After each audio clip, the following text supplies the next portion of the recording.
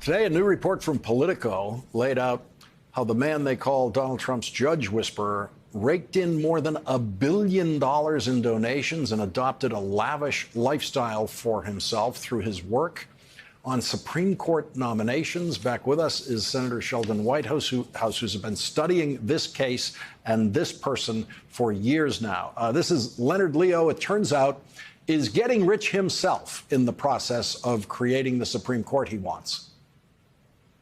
Absolutely. The article is terrific. It describes the literally hundreds of millions of dollars that have flowed through the dark money operation that swirls around the court. It gets into some of the front groups in Leonard Leo's network that he hides behind and operates through. It describes how Leo and his associates have enriched themselves personally as they have helped a bunch of creepy right-wing billionaires capture the Supreme Court. And it goes even into some of the personal connections between Leo and some of the justices.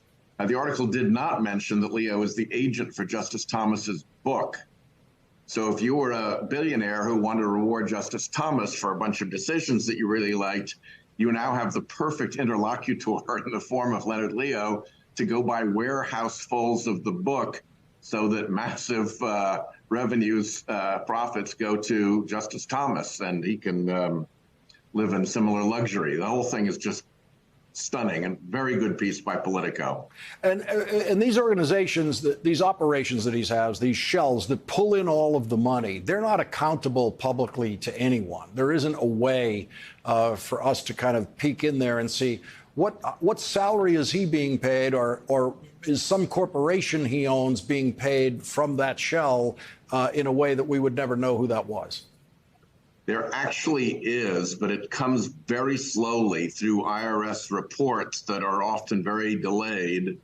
And the tools that they use are called 501c3s and 501c4s. They're two kinds of organizations that you can establish under IRS rules.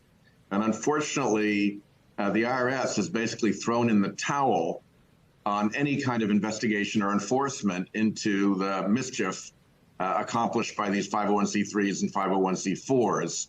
So it's an issue that really demands enforcement. We've had hearings on it in the Senate Finance Committee, but I think the Republicans did a very good job of terrorizing the previous IRS commissioner when he had the temerity to think about looking into this, threatened to impeach him, and sent his assistant, referred her to the Department of Justice as a potential criminal. So I think the IRS has learned that this is an issue that's well worth ducking. And I hope that the new IRS commissioner will be a little bit less spineless. And when you compare it to the Democratic approach to Supreme Court justices, the budget for that endeavor is exactly zero. There is no entity out there like this on the Democratic side, is there? No, and the number that investigators, they continue to dig and filings continue to come in.